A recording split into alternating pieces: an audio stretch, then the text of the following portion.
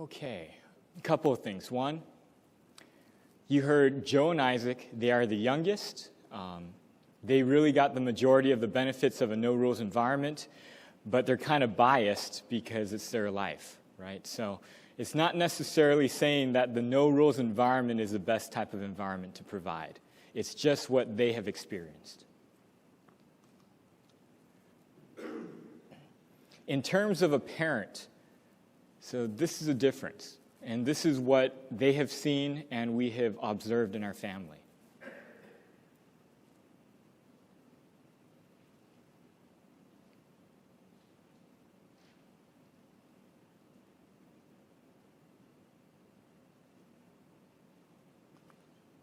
Okay, I want to put it in another way. So I run this little exercise with our college students all the time. All I want to know, so now let's think about a leader and a follower. And I'm going to give you some time, but all I want to know is a difference between how these two different type of people think in life. So in your groups, think. And this is on an overview of life level, high level. What is the goal of followers? And what are the goals of leaders? The criteria is what it takes to achieve the goal. What type of activities you can observe them doing, and then the accomplishments at the end of their life. And all I want to know is what's the difference between the two. When you're looking at what they do, why they do it, what is the difference? So I'm going to give you just a couple minutes, and you can talk in your groups and think of what the difference is, okay? Okay. So what is the goal of the follower? Of course, this is my opinion, but I believe everybody, they just want to be happy. And I think if you took the average person off the street, that this is what they would be looking to for happiness. Money, family, power, or maybe prestige. And of course, always being able to be entertained. Could be a new thought, it could be a movie, it could be whatnot. But I think this is what people are looking to. And if you watch the average person on the street, this is what you would see them do every day. They could get up, take a shower, exercise, work, go on vacations, watch movies, eat. You see them doing these natural activities every day. And accomplishment, this is what you normally would see someone want or want to see at the end of their life. They would be proud of their family. They would be proud of how much they've earned, their mark on the world. You can kind of see the criteria and the accomplishments, it makes sense. They want this to be happy. Now here's the big trick, is what does a leader want? Okay, they want happiness as well. Right? There's no difference here. But what is the leader looking at to become happy? And I would propose it's self-improvement. That they would like to be better than what they are. And they are working at it every day. The question is, if you watched a really good leader and you watched their life every day, what would you see them doing? The same thing as a follower, right? You would see them go to work, spend time with their family. How many people got that? Very good. Now, what are their accomplishments? It's the same thing as well. In fact, a leader usually has even more of these things than the follower, correct? When you look at life? Okay, but here's where I was misleading you. Because when you look at a leader at what they do, a leader's mind is not looking that every day they go and work, they go and exercise, they spend time with their family. A leader's mind actually is only doing one thing, no matter where they are. And that's learning self-control and understanding of what's around them. You see, most people, they look in a silo. They look at, here I'm going to work, here I'm exercising. But a leader, when they go to work, it is an opportunity to understand people, to improve themselves, gain greater self-control. They go to the gym and they exercise. It's an opportunity to gain self-control over their body, to learn who they are and what they can do with their physical body. They go on vacation. It's a way to observe people and understand who they are and what they like to do. They go and spend time with their family. It's another opportunity to observe people and understand why people do what they do. A leader, when they go through life, their life is very simple because they do the same thing no matter where they are. And whether they're at work or whether they're on the street and meeting strangers and just walking, it is the exact same thing that they are doing. Hence, when they look at their accomplishment, people from the outside might think their accomplishment is the money they've earned or the business they've built. But the leader, actually, the only thing they care about is self-mastery. They don't really care about they built this big business and they have a lot of money. They only care that they have become a greater person for it. Now, why do I bring this up as we're talking about family? Because this changes your view on life, and it impacts the productivity in what you do. For example, if you look at these two, they're extreme, right? So nobody is just like a leader and nobody is just like a follower. You're somewhere in between. Second, when you look at the follower, is a follower going to be more stable or more unstable? More unstable. Why? If you take the follower when they're 50 years old and someone steals all of their money, what happens to that person's life? Oh, it's torn apart, right? Someone steals all their money. That's what brought their happiness. If when the follower is 50 years old, maybe half their family gets in a car accident and dies, what does that do to that person's life? How easy is it for that person to move on with their life and still continue having a good and happy outlook? It's very difficult. Now let's look at the leader. What happens if that happens to a leader? It's very easy for the leader to move on. Even if they lost their job, they're put out on the street, they still could be able to go out and do the things that they need to.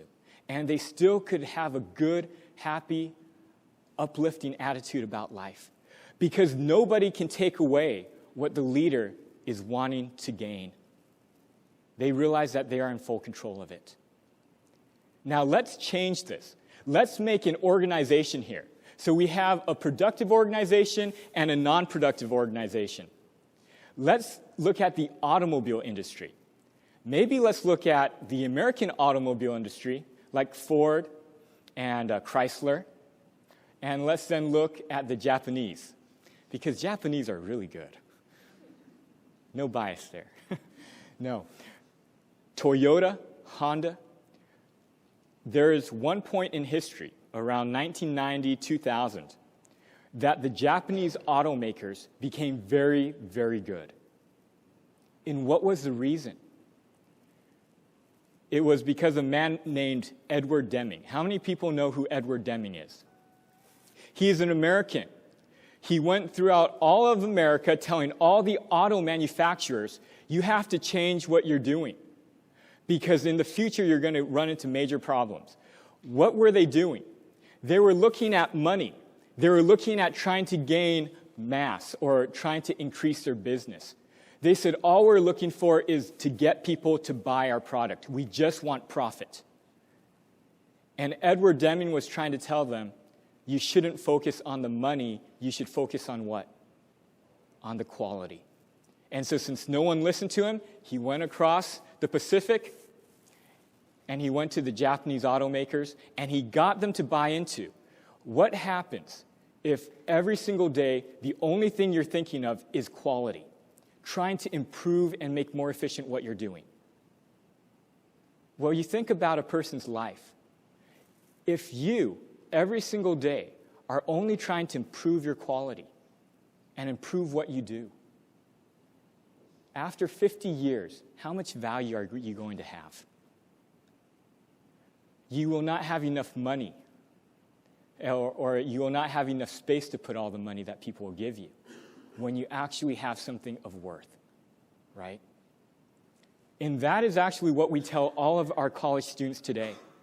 You shouldn't focus as much on the degree or on the homework. You should focus on improving yourself.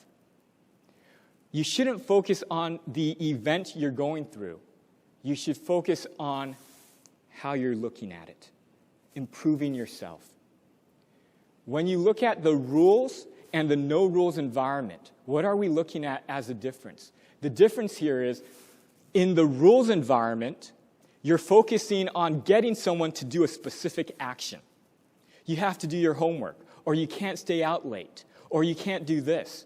You're looking at an action. We find that as you move to the no rules environment, it doesn't matter what they do. It matters how they're thinking. And as long as they're learning, as long as they're improving, that is really what the key here is. Amazingly, when you go to what rich parents do and what that poor parents don't, you find that rich parents, they did a study, and this person wrote a blog on it. They find that the more money a parent has, the less intense they are. Or in other words, the less they focus on making their children do a certain activity, the more they're trying to give their children opportunity. The author of this article actually says, it's not really about how much money they have, it's more that they put faith in their children, and that anybody can actually act like a rich parent if they just put faith in their kid. They realize that the summer isn't to force them to focus on what the school wants them to focus on. The summer is for them to focus on what they want to do. And they find that that's what rich parents do.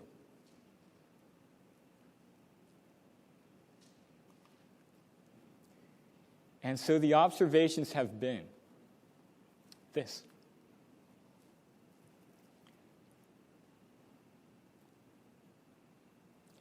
As the parent looks more from a leader's perspective and are more concerned about self-improvement and understanding, we find that they will move more towards the no-rules environment.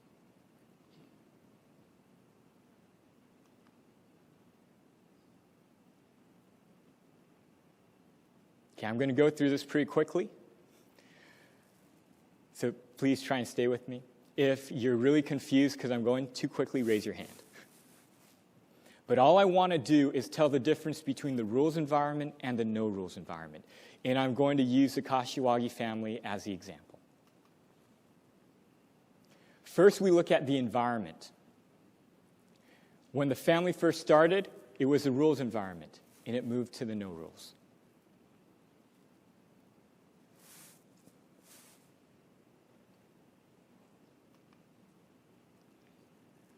The older kids, they experienced multiple moves in our life. We were always being uprooted from the friends we had, whatever it might be, and we moved around quite a bit. Dr. Dean was in the Air Force. The younger children, they stayed in the same place almost their entire life. Here's an idea of the type of houses we lived in. And you can see the raising of the socio-economic status. The older children, we had very cramped spaces. Every room had to have at least 3 children in it. It's just how it was. The younger kids each had their own room for most of their life.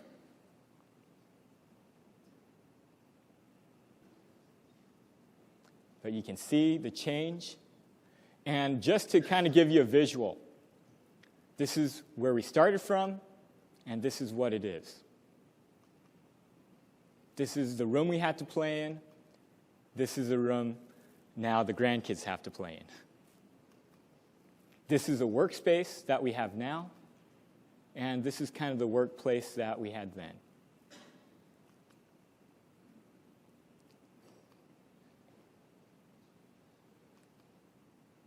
And you can see the change. It's pretty drastic. So when we look at the characteristics of the children, and this is back when we first started the NoRules environment. And you can see the older kids, the two older ones, you can kind of see what they got into, their characteristics.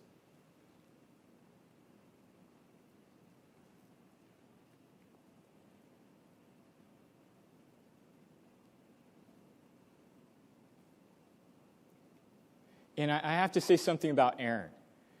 Aaron is probably one of the most intelligent people you would have met. He is dead now. He's deceased.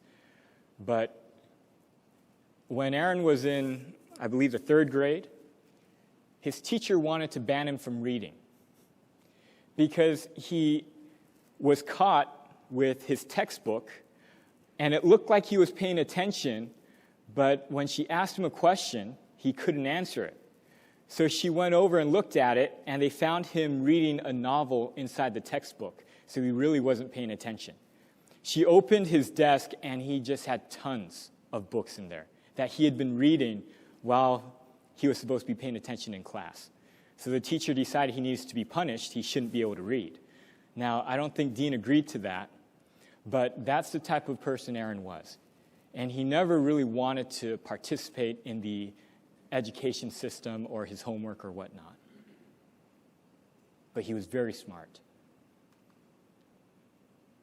And here's the younger group.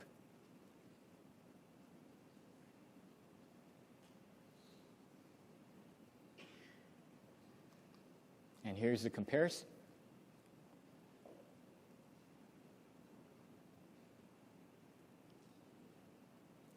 I took the extremes. So I'm a middle child, and I also have my older sister is kind of a middle child as well. But I didn't put us in here. I'm kind of in between. If you actually look at the performance in life and what they've done, this is what you see.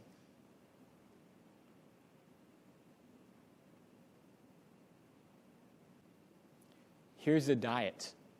So when our family first started, we did not eat the best. But you can see what changed. And to give you kind of an idea, you can look at Dean. That was Dean in 2000, and you can see Dean now. In fact, my sisters tell him all the time that he's wasting away.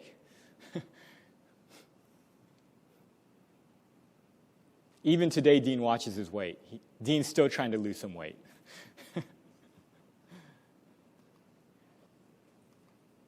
And even myself, I looked at myself. I think that was when I was a senior in high school. And now, my face was really pudgy.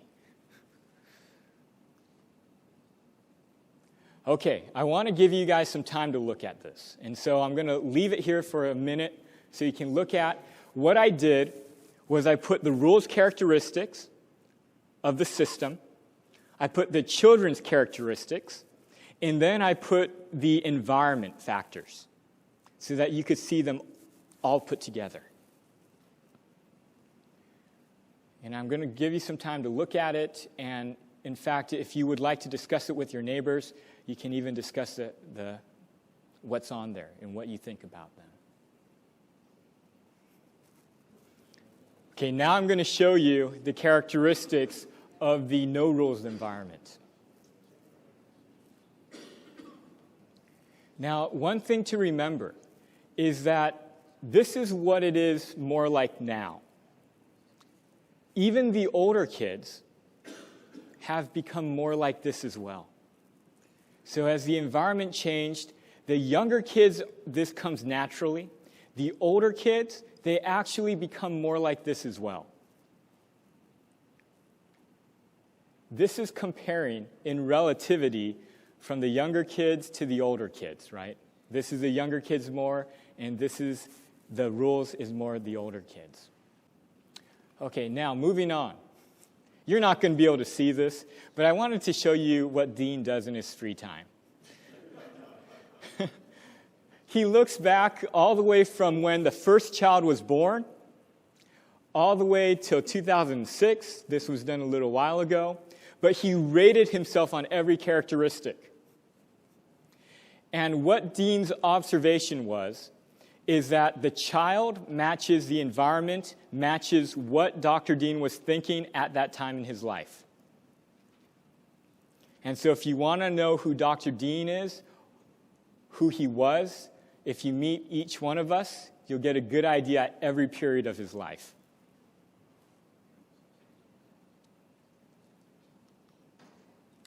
Now, a lot of you guys are thinking, well, this is making it really look like the no rules environment is the right answer. So I want to give you a question, is who would you hire? Joe, who's the youngest, the no rules model, or Ammon, who's the oldest, who's the rules model, with their characteristics?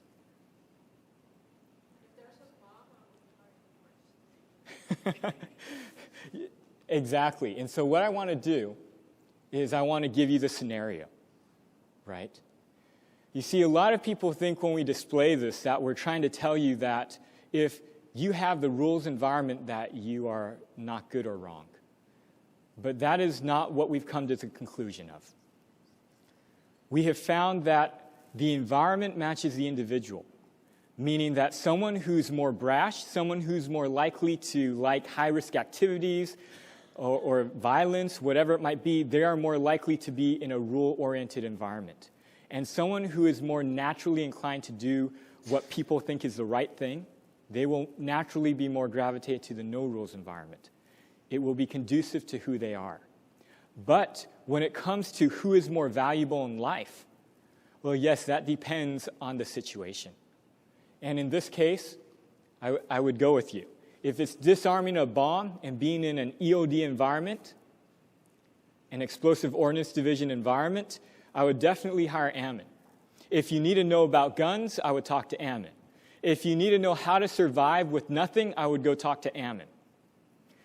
If you're a scout troop and you've been hiking on a 50-miler and you get to the top of a high mountain and you want to know what you should do first, and it's evening, I would talk to Ammon.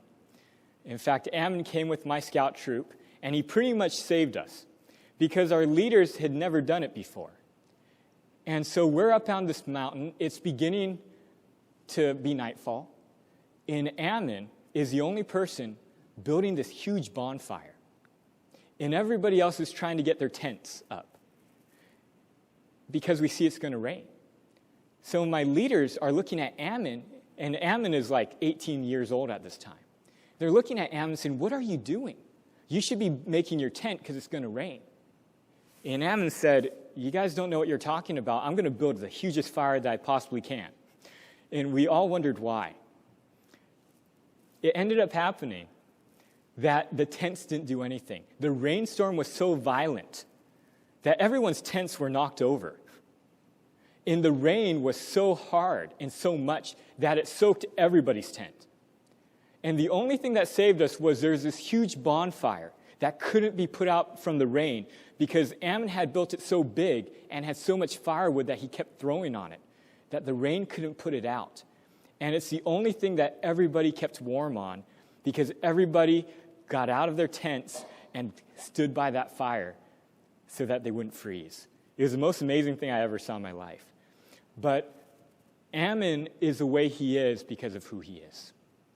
And if you need someone who knows how to survive, it's Ammon.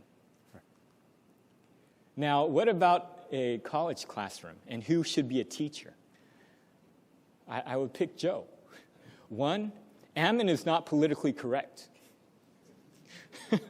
Ammon will say something that offends half the class, and he probably would be kicked out anyway if you picked him. But Joe, he's more of a people person, and he's a thinker. You know, it's what he has been trained to do, what he likes to do.